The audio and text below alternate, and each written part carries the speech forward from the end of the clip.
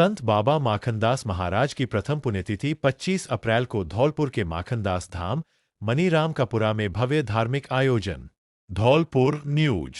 चंबल क्षेत्र के जनवरी के आराध्य संत बाबा माखनदास महाराज की प्रथम पुण्यतिथि के अवसर पर धौलपुर के माखनदास धाम मनीरामकापुरा में भव्य धार्मिक आयोजन किया जा रहा है। 18 अप्रैल 2026 से प्रारंभ हुआ श्रीमद् भागवत सप्ताह 25 अप्रैल 2026 को विशाल प्रसादी भंडारे के साथ संपन्न होगा। इस पावन अवसर पर कथा व्यास आचार्य त्र्यंबकेश्वर चैतन्य महाराज वृंदावन के श्रीमुख से भक्तगणों को भागवत कथा का अमृतमय श्रवण कराया जा रहा है। कार्यक्रम की शुरुआत 18 अप्रैल को धाम के महंत शिवराम दास महाराज के नेतृत्व में भव्य कलश यात्रा के साथ हुई, जिसमें बड़ी संख्या में श्रद्धालुओं ने भाग लिया। आयोजन को सफल बनाने के लिए श्रीमद् भागवत सप्ताह आयोजक समिति की एक महत्वपूर्ण बैठक भी आयोजित की गई। बैठक में विशाल भंडारे की व्यवस्थाओं को लेकर विस्तृत कार्य योजना बनाई गई। इसमें मनीरामकापुरा धाम, किसरोली धाम, वृंदावन धाम के संतों सहित आसपास के गांवों के श्रद्धालुओं ने भाग लिया। सर्वसम्मति से बरेह, सिंघवाली, रहसेना, लालपुर, सामौर, मेहदपुरा और चीलपुरा पंचायत के गांवों के लोगों को भंडारे की विभिन्न जिम्मेदारियां सौंपी गईं, ताकि आयोजन सुव्यवस्थित और सफल रूप से संपन्न हो सके। आयोजक समिति ने धौलपुर, आगरा, मुरैना सहित देशभर के धर्म प्रेमियों से 25 अप्रैल को आयोजित भंडारे में पहुंचकर प्रसादी ग्रहण करने का आग्रह किया है। धौलपुर गदरपुरा के समाज सेवी मुकेश शर्मा ने जानकारी देते हुए बताया कि माखनदास धाम मनीरामकापुरा जिला मुख्यालय से लगभग 14 किलोमीटर दूर स्थित है। यहां पहुंचने के लिए धौलपुर से राजाखेड़ा मार्ग पर जाटौली और वरेह गांव होते हुए आसानी से पहुंचा जा सकता है। यह आयोजन न केवल श्रद्धा और आस्था का केंद्र बना हुआ है, बल्कि क्षेत्र में सामाजिक एकता और धार्मिक समरसता का भी संदेश दे रहा है।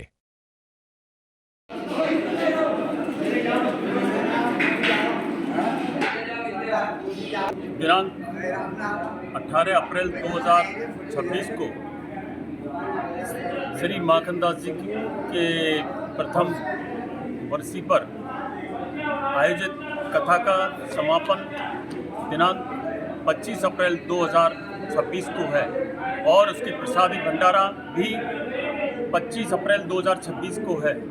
हम समस्त गुरु भाइयों से, समस्त शिष्यों से, समस्त इस क्षेत्र की जनता जनार्दन से और समस्त भक्तगणों से निवेदन करते हैं, अपील करते हैं कि इस भंडारी प्रसादी में आप अवश्य पधारें। इसका पूरा पता है श्री माखनदास धाम मनीरामपुरा। इसके 2 रास्ते हैं, बरे से, गांव बरे से और गांव जाटौली से होकर रास्ता है, सुगम सब साधन है। आप समस्त भक्तों से एक बार पुनः अपील है, आप इस भंडारी प्रसादी में अवश्य पधारें। बोलो गुरुदेव भगवान की जय। धौलपुर पुलिस की बड़ी सफलता, 7 दिन में सनसनीखेज ब्लाइंड केस का खुलासा। धौलपुर न्यूज। धौलपुर में एक महिला के साथ सुनसान गली में हुई छेड़छाड़ और मारपीट की वारदात का पुलिस ने महज 7 दिन में खुलासा कर आरोपी को गिरफ्तार कर लिया। यह घटना 11 अप्रैल 2026 की सुबह करीब 5:30 बजे की है, जब एक तलाकशुदा महिला अपने बच्चों का भरण पोषण करने के लिए काम पर जा रही थी। रास्ते में गोरे पान वाली गली में एक युवक ने उसे जबरदस्ती पकड़ लिया और विरोध करने पर गला दबाकर मारपीट की तथा अश्लील हरकतें करने लगा। महिला के शोर मचाने पर आसपास के लोग मौके पर पहुंचे, जिससे आरोपी फरार हो गया। पीड़िता की रिपोर्ट पर महिला थाना धौलपुर में मामला दर्ज कर जांच शुरू की गई। पुलिस अधीक्षक विकास सांगवान ने मामले को गंभीरता से लेते हुए आरोपी की शीघ्र गिरफ्तारी के निर्देश दिए, साथ ही सुपरविजन में टीम का गठन किया गया। महिला थाना प्रभारी सहीराम यादव के नेतृत्व में जांच अधिकारी अजहरुद्दीन ने घटनास्थल और आसपास के क्षेत्रों के कई दर्जन सीसीटीवी फुटेज खंगाले। साथ ही संदिग्ध व्यक्तियों की जानकारी जुटाकर मानवीय आसूचना के आधार पर आरोपी की पहचान की गई। इसके बाद पुलिस ने शाहिद पुत्र सलीम कुरैशी निवासी कसाईपाड़ा, पुराना शहर धौलपुर को गिरफ्तार कर लिया। पूछताछ में आरोपी ने नशे की हालत में वारदात करना स्वीकार किया। पुलिस की इस त्वरित कार्रवाई से आमजन में विश्वास बढ़ाए, वहीं असामाजिक तत्वों को सख्त संदेश गया है कि कानून से बचना संभव नहीं है। जयपुर जोधपुर में चुनाव दोबारा, 4 मई को चारों बूथों पर पुनर्मतदान। भरतपुर न्यूज। जयपुर और जोधपुर में हुए चुनाव को लेकर सामने आई गड़बड़ियों के बाद बड़ा फैसला लिया गया है। अब 4 मई 2026 को दोनों शहरों के चारों मतदान केंद्रों पर पुनः मतदान कराया जाएगा। इस संबंध में अशोकनगर थाना में दर्ज रिपोर्ट और मॉनिटरिंग कमेटी को प्राप्त शिकायतों पर विस्तृत बैठक आयोजित की गई। बैठक में तय किया गया कि चुनाव में गड़बड़ी के लिए जिम्मेदार उम्मीदवारों, उनके समर्थकों और संबंधित मतदाताओं के खिलाफ सख्त कार्रवाई की जाएगी। सभी रिटर्निंग ऑफिसर और संबंधित पोलिंग बूथों के सहायक रिटर्निंग ऑफिसरों को 22 अप्रैल को हुई घटनाओं पर लिखित जवाब देने के निर्देश दिए गए हैं। साथ ही रिटर्निंग ऑफिसर को निर्देशित किया गया है कि वे सभी सहायक अधिकारियों से विस्तृत रिपोर्ट प्राप्त कर चुनाव से जुड़ी समस्त सामग्री जैसे बैलेट बॉक्स, बैलेट पेपर और वीडियो रिकॉर्डिंग एकत्र कर अपनी समेकित रिपोर्ट प्रस्तुत करें। मामले की अगली सुनवाई और समीक्षा के लिए 28 अप्रैल 2026 को जयपुर स्थित अधिवक्ता भवन में सुबह 11 बजे मॉनिटरिंग कमेटी की बैठक आयोजित होगी। इस बैठक में रिटर्निंग ऑफिसर, सहायक अधिकारी और इच्छुक उम्मीदवार भी उपस्थित हो सकते हैं। बैठक के बाद पारदर्शी और निष्पक्ष तरीके से चुनाव कराने को लेकर अंतिम निर्णय लिया जाएगा। यह जानकारी एडवोकेट सुबोध चंसोरिया द्वारा दी गई है। धौलपुर में मैरिज होम में भीषण आग, लाखों का सामान जलकर खाक। धौलपुर न्यूज। धौलपुर के हरदेव नगर स्थित एक मैरिज होम में गुरुवार देर रात भीषण आग लगने से अफरातफरी मच गई। घटना रात करीब 2 बजे की बताई जा रही है, जब मैरिज होम के एक कमरे में अचानक आग भड़क उठी। प्रारंभिक जांच में आग लगने का कारण शॉर्ट सर्किट माना जा रहा है। जानकारी के अनुसार जिस कमरे में आग लगी, वहां टेंट का सामान रखा हुआ था। आग ने देखते ही देखते विकराल रूप धारण कर लिया और टेंट सहित अन्य सामग्री को अपनी चपेट में ले लिया। इस हादसे में करीब 2 लाख रुपए का सामान जलकर खाक हो गया। घटना की सूचना मिलते ही निहालगंज थाना पुलिस मौके पर पहुंची और दमकल विभाग को बुलाया गया। दमकल कर्मियों ने मौके पर पहुंचकर कड़ी मशक्कत के बाद आग पर काबू पाया और आग को अन्य हिस्सों में फैलने से रोका। गनीमत रही कि इस हादसे में कोई जनहानि नहीं हुई। फिलहाल पुलिस पूरे मामले की जांच में जुटी है और शॉर्ट सर्किट के कारणों की गहराई से पड़ताल की जा रही है। राजाखेड़ा में बाल विवाह के खिलाफ जागरूकता रैली, छात्रों ने दिए सशक्त संदेश। राजाखेड़ा न्यूज। राजाखेड़ा क्षेत्र में शुक्रवार को बाल विवाह जैसी सामाजिक कुरीति के खिलाफ जागरूकता फैलाने के उद्देश्य से एक प्रभावी रैली का आयोजन किया गया। यह रैली जिला विधिक सेवा प्राधिकरण धौलपुर के निर्देश पर तालुका विधिक सेवा समिति राजाखेड़ा द्वारा आयोजित की गई। सिविल न्यायाधीश एवं न्यायिक मजिस्ट्रेट आकाश शर्मा के नेतृत्व में रैली पीएम श्री उच्च माध्यमिक विद्यालय राजाखेड़ा से उपखंड अधिकारी कार्यालय तक निकाली गई। रैली का शुभारंभ प्रधानाध्यापक राम नरेश जादव ने हरी झंडी दिखाकर किया। इसमें बड़ी संख्या में स्कूली छात्र छात्राएं, शिक्षक और सामाजिक कार्यकर्ता शामिल हुए। रैली के दौरान छात्रों ने बाल विवाह बंद करो, खेलने की उम्र है, बाल विवाह जुर्म है जैसे नारों के माध्यम से लोगों को जागरूक किया। पूरे मार्ग में रैली ने लोगों का ध्यान आकर्षित करते हुए समाज को एक मजबूत संदेश दिया कि बाल विवाह न केवल कानूनन अपराध है, बल्कि बच्चों के भविष्य के लिए भी घातक है। कार्यक्रम में जिला समन्वयक अरफाज खान ने कहा कि बाल विवाह बच्चों के मूल अधिकारों का उल्लंघन है, जिससे उनके स्वास्थ्य, शिक्षा और भविष्य पर गंभीर असर पड़ता है। उन्होंने समाज के सभी वर्गों से इस कुरीति को समाप्त करने के लिए आगे आने की अपील की।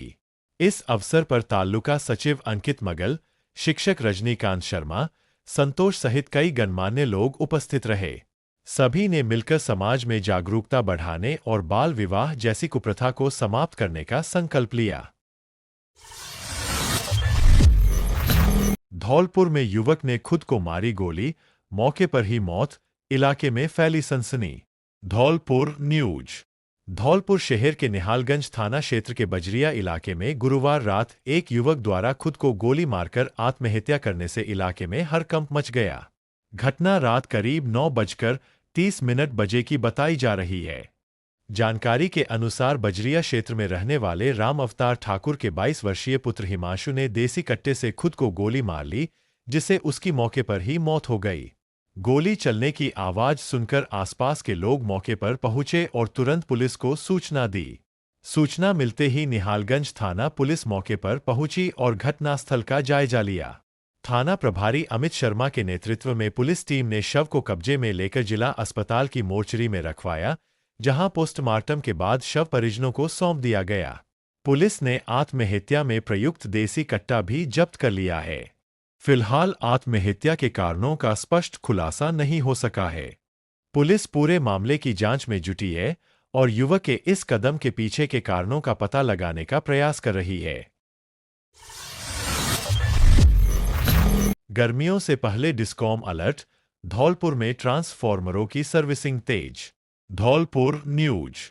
धौलपुर में गर्मी के मौसम से पहले निर्बाध बिजली आपूर्ति सुनिश्चित करने के लिए जयपुर डिस्कॉम ने विशेष मेंटेनेंस अभियान शुरू कर दिया है। इस अभियान के तहत जिले में ट्रांसफॉर्मरों की व्यापक सर्विसिंग की जा रही है, जिससे गर्मियों में बिजली आपूर्ति प्रभावित न हो। डिस्कॉम अधिकारियों के अनुसार अब तक 32 पावर ट्रांसफॉर्मरों में तेल भराई की गई है, जबकि 59 ट्रांसफॉर्मरों में सिलिका जेल बदला गया है। यह कार्य मशीनों की कार्यक्षमता बनाए रखने और संभावित खराबी को रोकने के उद्देश्य से किया जा रहा है। अधिकारियों ने बताया कि पावर ट्रांसफॉर्मर बिजली आपूर्ति की मुख्य कड़ी होते हैं, जो 33 केवी वोल्टेज को 11 केवी में परिवर्तित कर उपभोक्ताओं तक पहुंचाते हैं।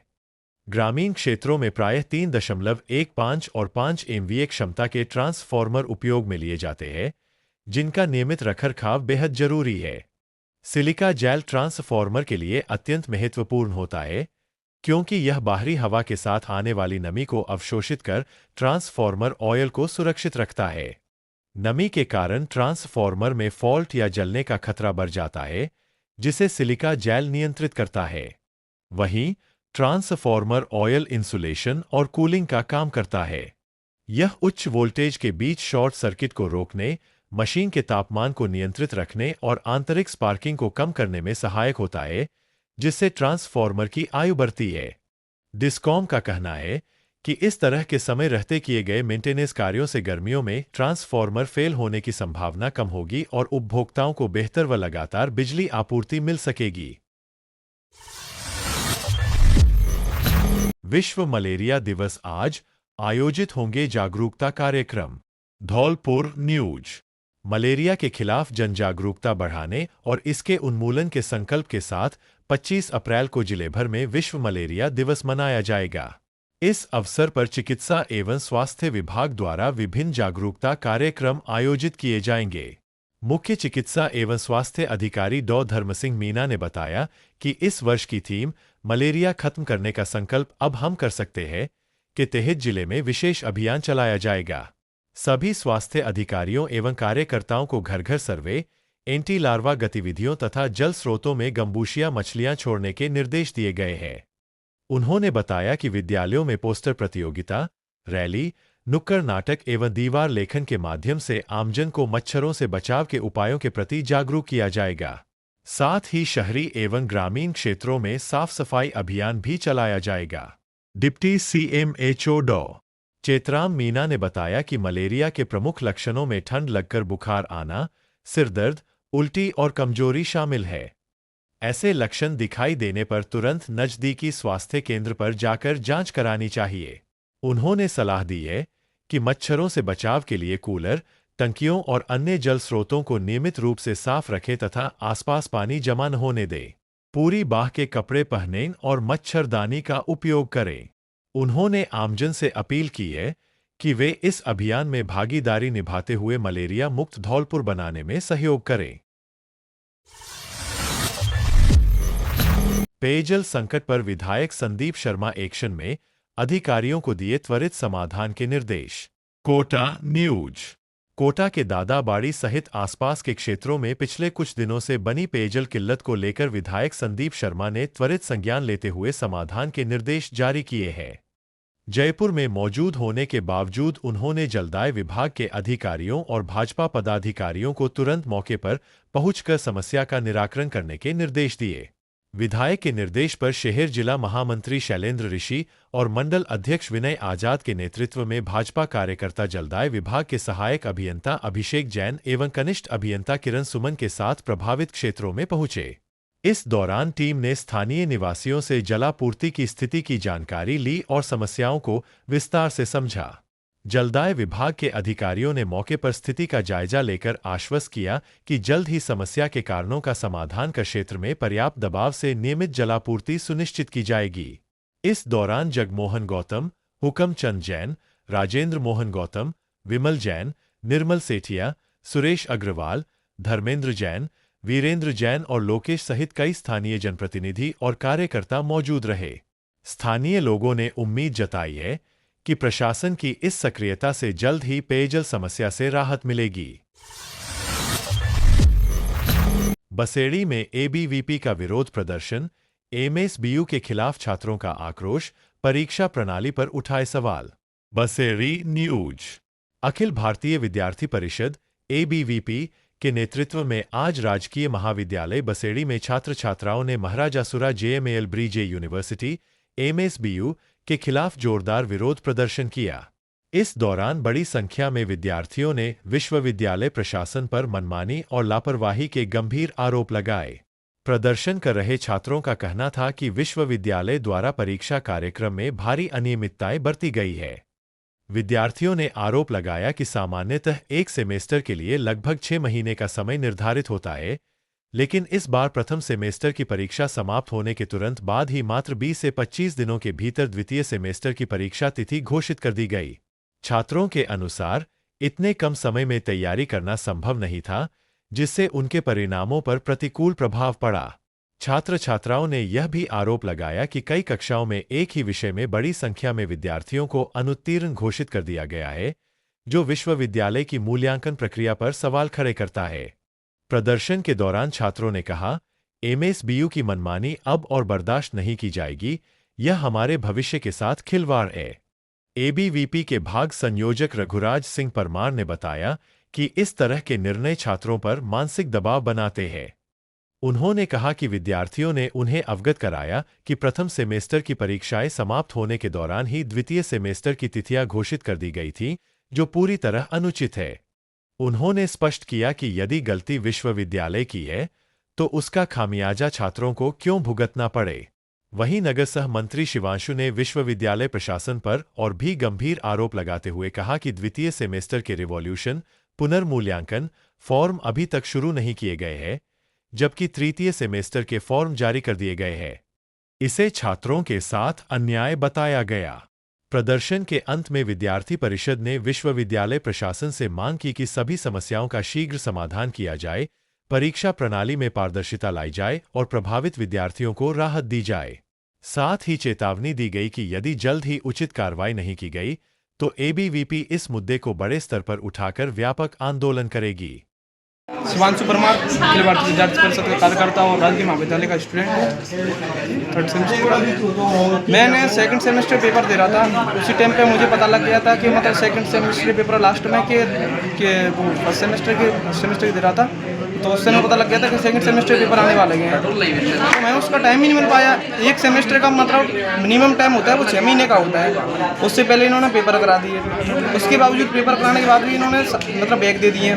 बैग के बाद भी अब 3rd सेमेस्टर इन्होंने फॉर्म डेट दे दी है और सेकंड सेमेस्टर को रिवॉल्यूशन फॉर्म डेट दे नहीं रहे। अगर जो नॉट प्रमोटेड स्टूडेंट है वो 3rd सेमेस्टर फॉर्म कैसे भरेगा? रिवॉल्यूशन फॉर्म स्टार्ट होना चाहिए। और जो इन्होंने रिजल्ट ख़राब किया है वो रिजल्ट ठीक हो। मैं यूनिवर्सिटी प्रशासन से मेरा ये रिक्वेस्ट है। मातरम, मैं रघुराज सिंह परमार, अखिल भारतीय विद्यार्थी परिषद बसेड़ी। बच्चों का कहना है ये आज यहाँ पे धरना प्रदर्शन कर रहे हैं। इन्होंने मुझे बताया था कि हमको एग्जामों में समय मिला नहीं था, जब हम परीक्षा दे रहे तब हमें समय मिला नहीं था और हमारी बैग दे दिए समय। मैंने पूछा इनसे समय कैसे नहीं मिला आपको, तो इन्होंने मुझे बताया कि जब हमारे एक सेमेस्टर के पेपर चल रहे थे उसके तुरंत बाद ही दूसरे सेमेस्टर की डेट आ गई, जिसमें हमें परीक्षा के बीच में 25 दिन का समय मिला था। उसके बाद हमने दूसरे सेमेस्टर के एग्ज़ाम दिए और दूसरे सेमेस्टर में हमारी बैग दे दी हैं। तो मैंने कहा कि ये बच्चों ने बताया कि ये बिल्कुल सरासर गलत है। यूनिवर्सिटी ने हमारे साथ धोखा किया है। पहली बात तो हमें पढ़ने के लिए समय नहीं दिया और 6 महीने के कोर्स को हम 25 दिन में कैसे क्लियर करेंगे। तो यूनिवर्सिटी ने ये गलत किया है और हमारी बैग दी है, उन्हें बैग नहीं देनी चाहिए थी। मैंने कहा कि बिल्कुल सही बात है। मैंने बच्चों से बताया कि ऐसे ऐसे सब एक साथ हो जाए, तो बच्चे सब एक साथ हुए। बच्चों ने आज विरोध प्रदर्शन किया, लगभग 1-1.5 घंटे से यहाँ पे बैठे हैं, किसी ने पानी भी नहीं पिया है। और मैं यूनिवर्सिटी प्रशासन से कहना चाहूँगा कि रिजल्ट को अच्छे से चेक किया रहे और जिन बच्चों को पढ़ने के लिए समय नहीं मिला है उनकी बैग को हटा दिया जाए और उनके रिजल्ट को पॉजिटिव किया जाए। मेरी यूनिवर्सिटी से ये अच्छी तरह से मांग है। हुआ था उसमें वो काफ़ी देर एग्ज़ाम बहुत डिले हुआ सेमेस्टर का, उसके बाद नेक्स्ट सेमेस्टर का एग्जामिनेशन जो है वो बहुत कम गैप के बाद करा दिया गया।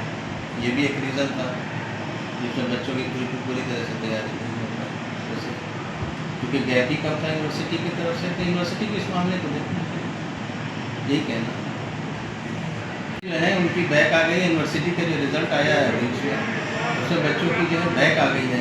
तो उस बैक को बहुत सारे बच्चे ऐसे हैं जिनकी बैक ज़्यादा आ गई, जिनको एक्सपेक्टेड नहीं है कि मेरी बैक नहीं आनी चाहिए थी। तो उसी के सिलसिले में ये यूनिवर्सिटी से अपनी मांग कर रहे हैं कि भाई हमारी जो प्रॉपर तरीके से जो है वो कॉपियाँ चेक की जाए और हमारे अगर मार्क्स पढ़ सकते हैं।